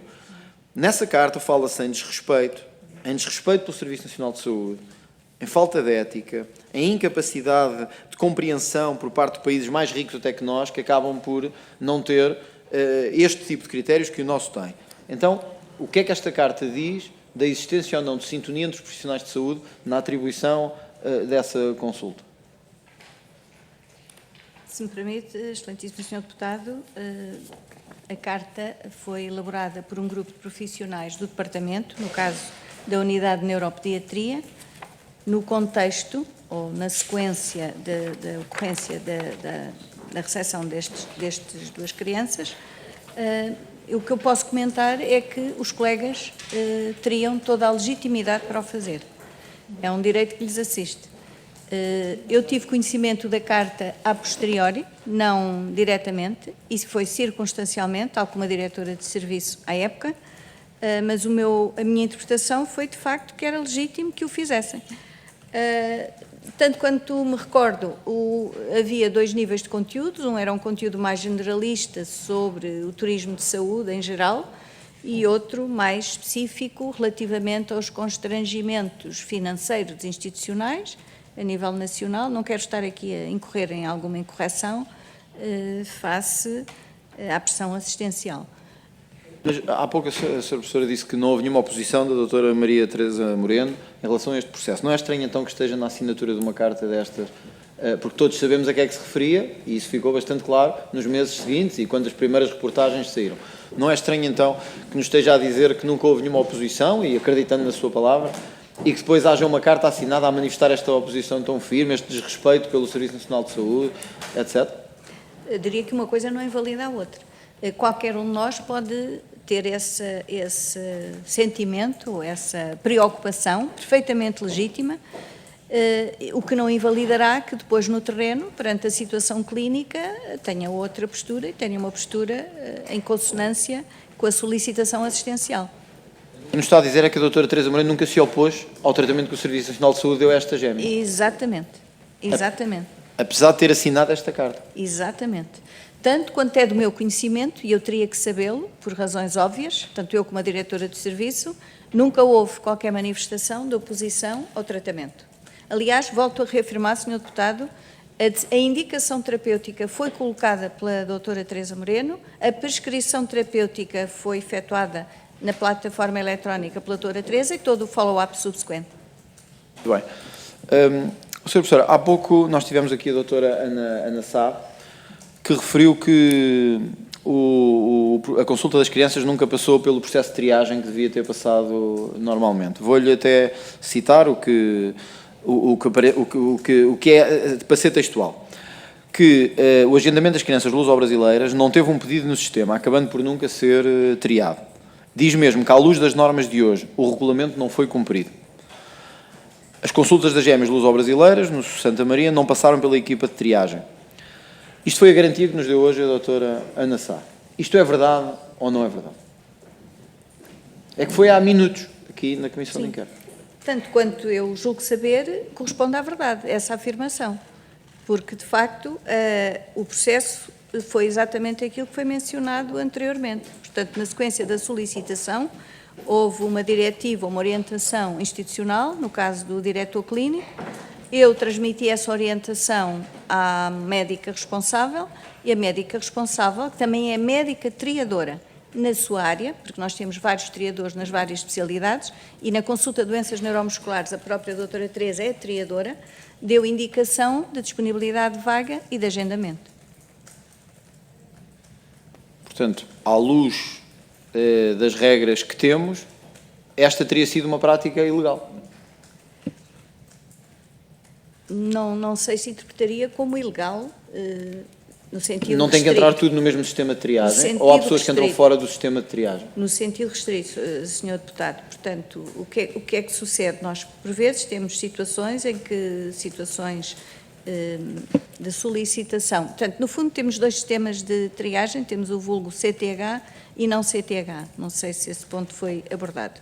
O CTH, dita consulta a tempo e horas, que surge habitualmente nos doentes que nos são referenciados, por exemplo, dos cuidados primários. E isso, habitualmente, quem efetua esse agendamento é um médico, ou a seleção, ou a indicação para, é um médico triador. E depois há o agendamento sem CTH. Sucede que há situações em que, por exemplo, um colega que nos referencia de uma instituição hospitalar, por exemplo, uma situação reconhecida recentemente em que há alguma urgência em que aquela criança seja vista, e sem ser pelo contexto da urgência, e envia um relatório clínico específico. O médico da especialidade pode avaliar a situação e dar a indicação para um agendamento extra CTH. Mas, Sra. Professora, aqui não foi nenhum caso nem outro. Certo. Foi, digamos, o terceiro. segundo caso. Digamos que seria o equivalente ao segundo caso, sem CTH, em que a médica, que no caso tinha competências de triadora dentro da área, deu indicação para agendamento na sua consulta. Portanto, o que nos está a dizer é que não entrou pela via de triagem normal, hoje seria o equivalente a entrar por uma via de triagem semelhante Sem CTH. à de sem CTH, mesmo não tendo passado pelo sistema de triagem habitual e mesmo tendo sido uma indicação clara do diretor do departamento, é isso? Houve uma indicação específica, portanto, do diretor clínico e da diretora do Então, departamento. mas se é equivalente, porque é que a senhora professora diz, desculpe citá-la a si própria agora, mas eu vou citá-la no que entregou, penso que ao IGAS, em que diz o seguinte, diz que nunca encontrou nada assim em toda a sua carreira. Eu vou-lhe ler, que é para ficar aqui claro. A professora diz que, diz assim, questionada, não se recorda dos exatos termos da tal conversa telefónica que teve na véspera e que nós agora vamos tentar, pelo menos, caracterizar. Apenas pediu a formalização com os dados das crianças. Questionada, informou que ao longo da carreira e em funções de direção, nunca nada igual aconteceu. Consigo, ao que tenha conhecimento, no departamento. O e-mail foi reencaminhado para o seu diretor clínico. Então, Sr. Professor, é legítimo concluir que isto não é equivalente a nenhum processo de triagem. Senão, a Sra. Professora já teria encontrado isto na sua carreira no Serviço Nacional de Saúde. Ou seja, este caso nunca aconteceu na sua carreira, nunca viu nada igual. Não. Pelo menos é o que diz ao IGAS. Este caso, não. E porquê é que nunca viu nada igual? O que é que diferencia, então, do acesso aos outros todos? Porque diz, na minha longa carreira, eu nunca vi nada de semelhante. Comigo, ou que tenha conhecimento com este departamento. Porquê? Porque não lhe sei dizer. O que sei dizer é que não ocorreu. Não sabe dizer porque foram palavras suas. Sim, mas não ocorreu anteriormente. Portanto, uma referenciação desta natureza nunca ocorreu. Ó, Sr. Professor, desculpe, não Não sei se estou a vai levar explicar. mal, eu penso que todos somos aqui, todos Sim. compreendemos o contexto em que estamos a falar e tenho, para além do meritoso trabalho que faz, como uma pessoa, enfim, com uma carreira que fala por si. O que é que quer dizer com algo como isto nunca aconteceu do ponto de vista da referenciação? Nós precisamos de saber isso. É que alguma coisa quer dizer, se eu não dizia uma coisa destas, Uma não é? referenciação por uma via que não, e se quisermos ser muito objetivos, as vias que estão explicitadas na portaria. Então era o que eu estava a dizer há pouco. 147 de 2017, sim. Porque há pouco disse, podíamos equivaler ao outro à outra forma de triagem, mas não podemos, desculpe lá, porque senão já tinha visto isto na sua carreira, nunca viu. Não é? Não sei se me estou a explicar bem. Portanto, não ocorreu por nenhum dos cenários contemplados na portaria. Isto é, via hospitalar, via cuidados de saúde primário, vulgo CTH, via sistema público ou privado, outro contexto, e via centros de contactos do SNS. São basicamente estas... Não veio de nenhuma dessas. Exatamente. Veio do velho sistema português, que é a Cunha, foi daí que veio, doutora. Desculpe lá dizer assim, mas foi daí que veio. Na verdade é o sistema de triagem, que tivemos aqui é o sistema da Cunha, não é? Sim, mas foi um registro administrativo que foi feito Sim, na sim, sequência sim. da solicitação. Era só para clarificar isso, porque é a sua professora que diz, nunca me aconteceu em toda a minha carreira. Eu acho que alguém com a sua carreira é muito importante, quando diz isto tem que ter peso. Ou seja, isto tem que ser uma expressão avaliada. Uma não é? referenciação externa por esta via nunca me ocorreu, é verdade. Nem a si, provavelmente, nem ao departamento. A mim não. Porque a doutora diz que também do que sabe, ao departamento também nunca... Enquanto eu tenho estado no exercício destas funções, saberia, julgo eu. Muito bem. Sr. Professora, gostava ainda de questioná-la aqui de outra matéria que tem que ver com o telefonema que recebeu. Vou-lhe ler, talvez que contextualize isto bem. No dia seguinte foi recebido novo telefonema da Sra. Diretora do Departamento a informar que a Direção Clínica mantinha as instruções de marcação da consulta para as gêmeas, por haver determinação superior à Secretaria de Estado, tendo concretizado não saber de quem partiu essa determinação, embora houvesse rumores de que se trataria do Presidente da República. Afirmações que a Sra. Diretora do Departamento, em declarações, referiu desconhecer. Portanto, queria lhe perguntar se podemos concluir que, houve um telefonema em que foi transmitido que havia uma autoridade superior à Secretaria de Estado que queria que esta consulta fosse marcada, certo? Peço desculpa, Sr. Deputado. Está-se a referir a uma declaração da parte da colega neuropediatra. Não subscrevo essa declaração. Muito bem. Não subscreve que houve... Da minha parte, não. Não subscreve que houve que nas instruções para a marcação de consulta se referiu uma autoridade superior ao Secretário de Estado. Não teve nunca conhecimento disso? Eu não tive conhecimento, nem emiti tal formulação.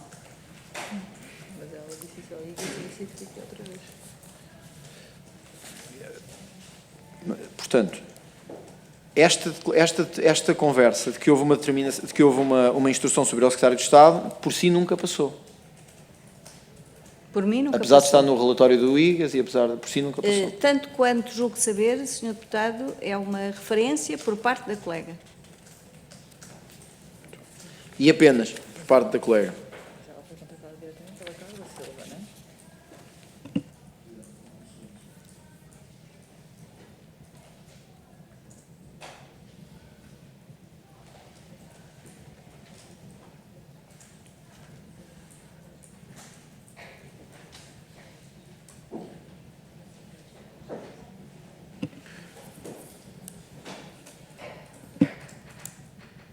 Portanto, Sra. Professora, houve um contacto por parte da Sra. Secretária do então Secretário de Estado, Dr. Lacerda Salles, para que esta consulta fosse marcada, certo? Cara Professora Ana Isabel Lopes, no seguimento da nossa conversa telefónica. É isso? Exatamente. Nesta conversa telefónica, portanto, da Carla Silva para si, deste e-mail da Carla Silva para si que nós temos acesso, pressupõe-se que houve uma conversa entre a Sra. Professora e a secretária do Secretário de Estado para marcar uma consulta. Daí a referenciação ser atípica, fora do sistema. Nesta conversa nunca lhe disseram quem é que verdadeiramente estava a insistir para marcar a consulta. Não. Ou a doutora Carla Silva não lhe disse, isto é ordem do Secretário de Estado. Não. E daquilo que me recordo, que eu posso reportar, estes anos envolvidos, a doutora Carla ligou-me dizendo que o fazia em nome do Secretário de Estado, solicitando a marcação da consulta. Foi isto. A secretária do Secretário de Estado disse-lhe que estava a falar em nome dele. Que era em nome do Sr. Secretário que me fazia a solicitação. E deixa-me perguntar, não achou estranho que uma administrativa do Serviço de Saúde lhe tivesse a dizer para marcar uma consulta deste tipo? Como disse no início, foi tudo menos típico este cenário. Foi atípico. Porém, deu-lhe seguimento. Comuniquei ao meu superior hierárquico. E se voltasse atrás, faria o mesmo. Comunicaria ao meu superior hierárquico. Precisamente porque é um contexto fora do que é expectável. Mas sentia-se confortável com a situação? Não me senti confortável. Porquê? Não me senti Porquê confortável. é que não se sentiu confortável? Porque é precisamente um cenário fora do que é o cenário curial, digamos, da solicitação para referenciação que surge em contextos clínicos. Isto era um contexto extraclínico.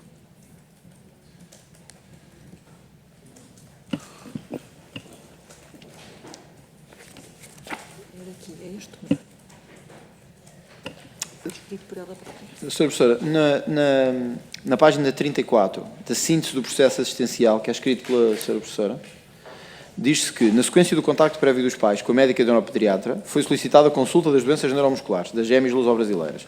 Houve, entretanto, solicitação institucional adicional à direção do Departamento de Pediatria, tendo sido autorizada pelo Conselho de Administração e, subsequentemente, agendada a consulta. Que solicitação institucional adicional é esta? Foi tudo o que se passou subsequentemente. Isso é meramente um resumo e não explicita no detalhe tudo o que se passou. Foi institucional, neste caso foi o telefonema da secretária do Secretário de Estado. Portanto, a solicitação institucional foi um telefonema de um Secretário de Estado. Interpretemos como entendamos. Na altura isso foi meramente uma síntese com a evidência de que dispunhamos, sumária. Não é declarativa, nem é explícita, naturalmente. Alguma vez falou com o Dr. Lacerda Salles sobre este assunto? Nunca, como disse há pouco, nunca falei, nem fui contactada por nenhum membro do Governo. A secretária do membro do Governo contactou a si. Certo. E nunca confirmou se esse pedido era mesmo... Porque, repare, quando é contactada por uma secretária, que lhe diz que está a falar em nome de um secretário de Estado e que quer marcar uma consulta médica, nunca tentou confirmar se isso era mesmo verdade, numa situação que disse que nunca viu na sua carreira, não tentou confirmar se isso era verdade? De facto, não confirmei. Recebi um mail que assumi ou que interpretei como institucional e pareceu-me credível. Credível, porém ilegal.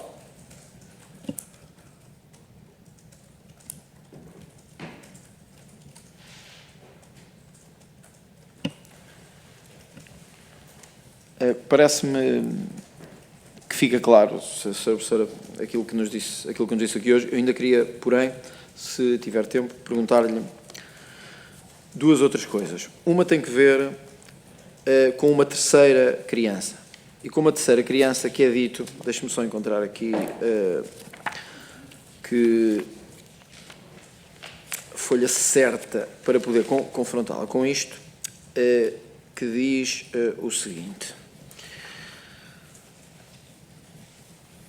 Antes disso, desculpe, deixe-me dizer outra coisa antes disso. Numa audição que foi levada a cabo pelo deputado João Paulo Correia, a doutora Teresa Moreno disse: também me disseram, também me transmitiram que a ordem de marcação das consultas, para além de vir da Secretária de Estado, veio por uma via superior ao Secretário de Estado. E quando confrontado quem lhe disse isto, a doutora Teresa Moreno disse acima da Secretaria de Estado. E o deputado João Paulo Correia perguntou: e quem é que lhe disse isto? E a doutora Teresa Moreno diz: são os 3 telefonemas que me dizem respeito. Os 3 telefonemas que me dizem respeito. Tem ideia quais são estes 3 telefonemas? Nenhuma ideia, Sr. Presidente, Sr. Deputado. Muito bem. Deixe-me só questioná-la, Sra. Professora, sobre um outro depoimento que tem que ver com as crianças, com uma terceira criança, que eu gostava mesmo de a questionar sobre isto, e que vem no relatório do IGAS. Se não me engano, peço desculpa estar a tomar assim o tempo, mas é mesmo importante fazer-lhe esta pergunta, que é o seguinte: este é o seu percurso profissional, já fiz também em relação a nunca ter encontrado nada assim. Aqui. Na cronologia dos factos, no relatório que é feito, a 9 de dezembro de 2019, a pedido da hierarquia, fica explícito que à data e segundo a informação, o tratamento das crianças seguiria o curso normal até à aprovação do Zolgensma e que até aí deveriam continuar o tratamento com o Spinraza. Penso que é assim que se diz. Segundo a profissional aqui inquirida, o diretor clínico solicitou vários pedidos do ponto de situação relativamente às gêmeas, que remeteu por e-mail e marcou uma reunião com a mãe das crianças. Segundo a profissional, uma terceira criança, à data na mesma situação, não recebeu a mesma atenção por parte do diretor clínico. Concretamente, não foram pedidos os mesmos relatórios, nem marcada a reunião com a família. Isto não lhe diz assim diretamente, a respeito, porém, pergunto-lhe se sabe desta situação. E se tem conhecimento disto, porque há pouco estávamos a falar precisamente da necessidade de ter o tratamento equiparado nesta situação e noutras. E isto está aqui dito, e foi dito, aliás, por esta profissional especificamente. Obrigado, e obrigado, Sra. Professora, pelo depoimento. Gostava de voltar a insistir se nos poderia facultar depois os tais elementos probatórios. Relativamente a esse ponto, não tive conhecimento direto, em tempo real, e tive apenas conhecimento circunstancial no contexto do processo, já, com base nas informações relatadas, quer no IGAS... Desta terceira criança? Sim.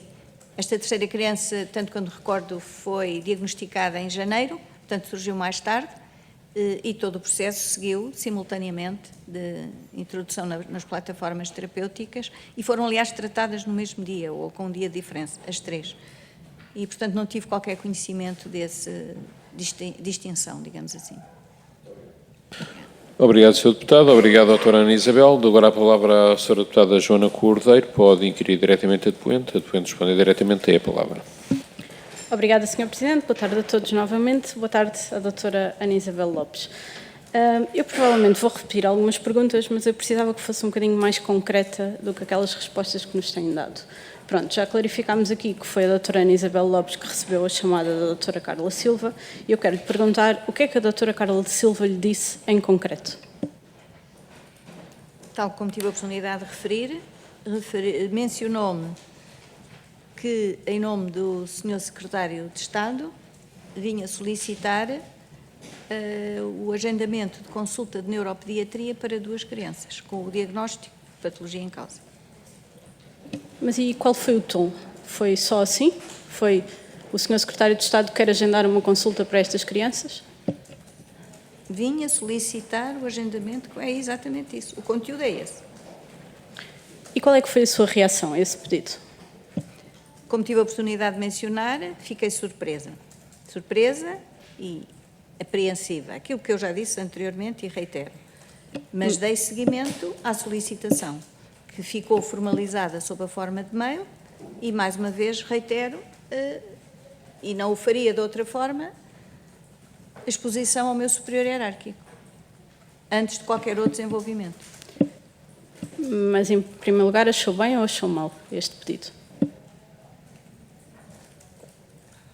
Tal como tive a oportunidade de dizer, Sra. Deputada, no início, posso usar o termo do sobressalto cívico ou outro, não considerei isto uma abordagem cordial, de forma alguma. Disse depois que então enviou para o Dr. Luís Pinheiro e que o Dr. Luís Pinheiro lhe disse para avançar com a marcação da consulta. Quanto tempo passou entre o momento em que enviou ao Dr. Luís Pinheiro e que teve a resposta? Não quero incorrer em imprecisões, mas foram 2 dias, talvez. Foram poucos dias. Não quero precisar exatamente quantos dias. E a resposta que veio foi do Dr. Luís Pinheiro a dizer que avançassem com a marcação da consulta. Exatamente. O relatório da IGAS é referido a uma insistência por parte do Dr. Luís Pinheiro, diretor clínico, portanto, para a marcação da primeira consulta. Confirma esta insistência? Não confirmo essa insistência. Mas a doutora Teresa Moreno, aqui em audição, disse que a doutora Ana Isabel Lopes insistiu com ela 3 vezes para a marcação da consulta. Não confirma esta insistência? Tal como disse anteriormente, não confirmo essa insistência. Mais uma vez, não havia necessidade, pertinência ou qualquer outra razão que me levasse a essa insistência. Recordo-me, sim, volto a dizer, de alguma insistência do lado da doutora Teresa para haver desenvolvimentos na resposta à solicitação. E, mais uma vez, é uma interpretação que pode não corresponder à realidade, possa tal ter correspondido a alguma pressão do lado parental sobre a colega no sentido da resposta. Admito, mas não tenho certezas sobre tal. Mas não foi isso que a doutora Teresa disse aqui, ou pelo menos aquilo que nos transmitiu e que passou. Portanto, ela manifestou desconforto com a situação, de certa forma deu a entender que tentou adiar aqui a marcação da consulta e que a doutora Ana Isabel Lopes insistiu com ela 3 vezes para marcar essa consulta. Eu não teria nenhuma razão para insistir com a minha colega nesse ponto. Dei a orientação, a solução foi consensual, a decisão foi consensual, melhor dizendo, e, portanto, não haveria nenhuma razão para isso.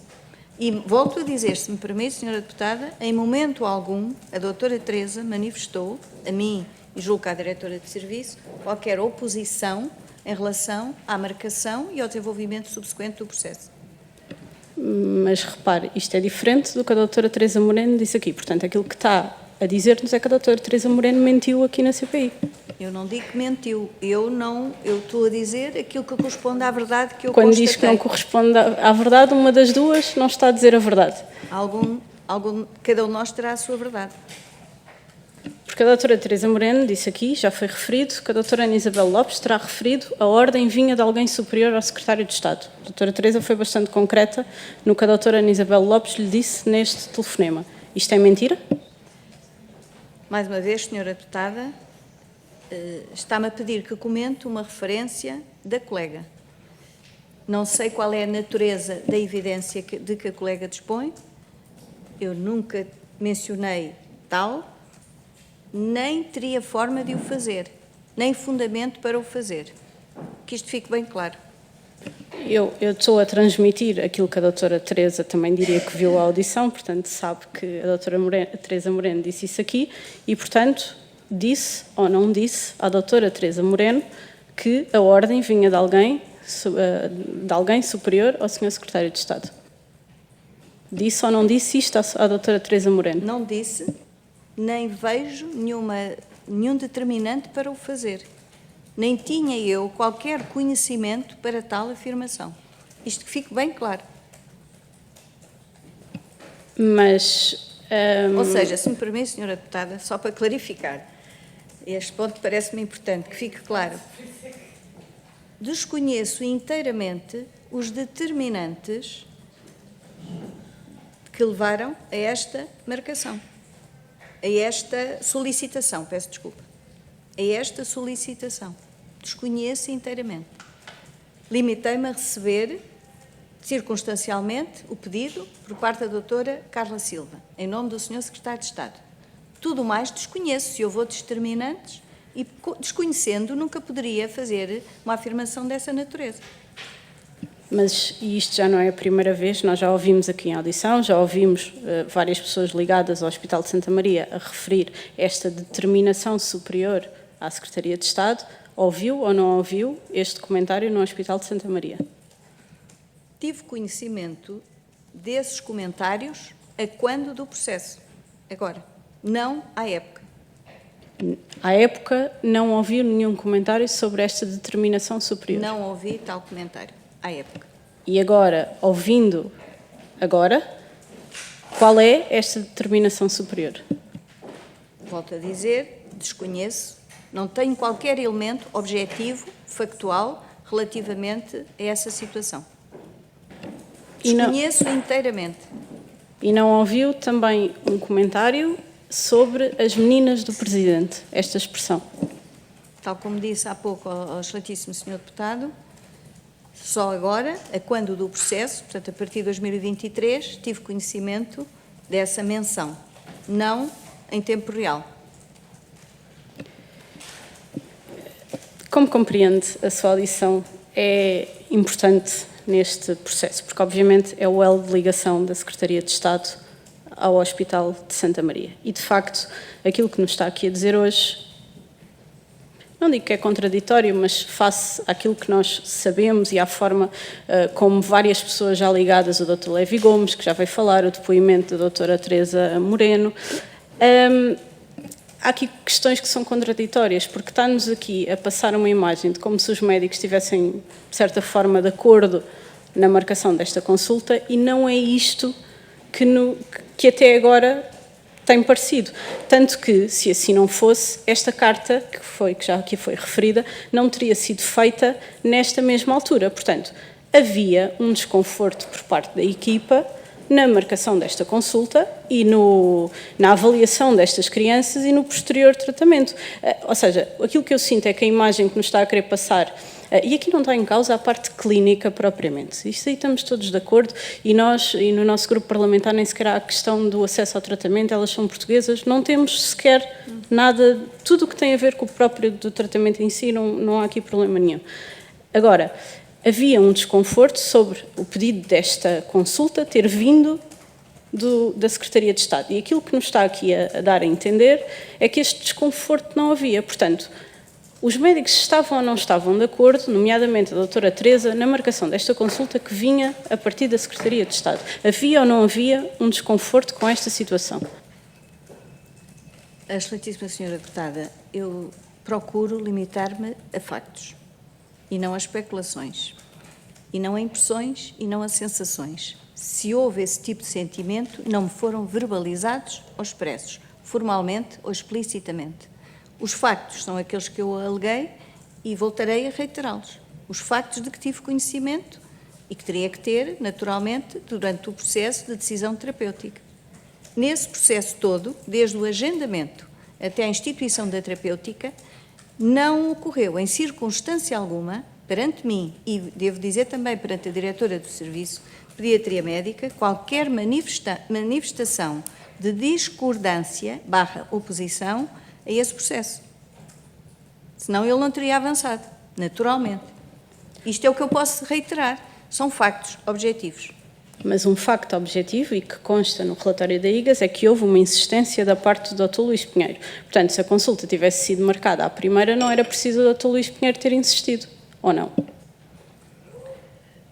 A excelentíssima senhora deputada mencionou que são factos objetivos. Foi uma referência por parte de um dos elementos desta comissão. Uma referência. Uma coisa são factos objetivos, outra coisa são referências / citações. O que eu posso dizer é que, da minha parte, não ocorreu essa insistência, nem haveria razão para o fazer. Se ocorreu da parte do Dr. Luís Pinheiro diretamente com a colega, só ele poderá mencionar. Nós ainda vamos ouvir o Dr. Luís Pinheiro. Mas pronto, então, aquilo que nos está a dizer aqui é que faço-lhe a pergunta assim, estes 13 telefonemas para a doutora Teresa Moreno existiram ou não existiram? Da minha parte, não existiram esses telefonemas. Não fariam sentido. Ok, não houve, então não houve, portanto, os 3 telefonemas que são referidos, tanto no relatório da IGAS como nos vários documentos, não existiram. Houve conversas, volto a dizer, entre os elementos intervenientes, neste momento, enquanto se aguardava a decisão do diretor clínico, mas não houve qualquer insistência, porque haveria insistência. Volto a perguntar. Peço desculpa. Quer dizer, eu consigo perceber muitos motivos porque poderia haver a insistência, mas não cabe a mim dar essa opinião. O que eu percebi do depoimento da doutora Teresa Moreno, que nós percebemos todos, foi que havia um desconforto com esta situação, não só pela questão das crianças não viverem cá, mas porque este pedido vinha da Secretaria de Estado, e a doutora Ana Isabel Lopes está-nos a dizer uma coisa diferente. Estou a dizer os factos que testemunhei e o contexto em que os testemunhei. Portanto, novamente concluímos que alguém está a mentir nesta CPI. Obrigada. Se me permite também, já, Sra. Deputada, só mencionar que há aqui um facto importante, é que estas crianças tiveram uma consulta marcada no Hospital dos Lusíadas, onde a colega neuropediatra também exerce funções, e estas crianças poderiam ter tido acesso pela via institucional, digamos, ou de acordo com a portaria, a partir daí. Eu acho que este comentário agora foi um bocadinho a tentar desviar o assunto. Nós estamos focados na questão do acesso da Secretaria de Estado à marcação de uma primeira consulta. Isso é um tema paralelo que nós temos que tratar nesta CPI e vamos ouvir as pessoas relativamente a esta consulta. Não percebo exatamente a necessidade que teve de incluir este ponto neste âmbito da audição. Se me permite, no contexto do acesso à consulta.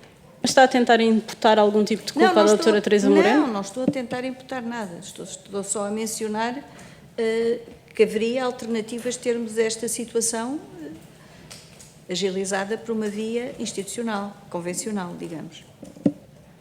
Curiosamente, das poucas coisas que o Dr. António Lacerda Salles disse nesta audição, também foi tentar fazer um paralelismo entre o Hospital dos Lusíadas e a doutora Teresa Moreno, e confesso que isto é bastante curioso no âmbito desta CPI. Para mim, se me permite, Sra. Deputada, eu acho que da minha parte é tudo muito claro, se me permite. O processo foi este, em momento algum, e gostaria de deixar isto claro para os senhores deputados, penso que ficou explícito. Em momento algum ocorreu alguma manifestação de discordância, acho que isto é que é a mensagem importante, em relação à marcação das consultas e em relação a todo o processo subsequente. Isto são os factos, Pronto, o que a doutora Ana Isabel Lopes nos está a dizer é que a doutora Teresa Moreno mentiu na CPI, é que é a única conclusão que nós podemos tirar. Os factos que eu testemunhei foram estes. E são objetivados. Existe uma plataforma onde são registados. São factos. Obrigada, eu não tenho mais perguntas. Muito obrigada. Muito obrigado, Sra. Deputada. Muito obrigado, doutora Ana Isabel. Penso que não vai existir segunda volta, portanto, vamos dar por encerrada aqui a nossa audição. Quero agradecer à doutora Ana Isabel Gouveia Lopes a sua participação aqui hoje nesta audição e ter respondido às nossas perguntas, e dou por encerrada a audição de hoje. Obrigado. Muito obrigada.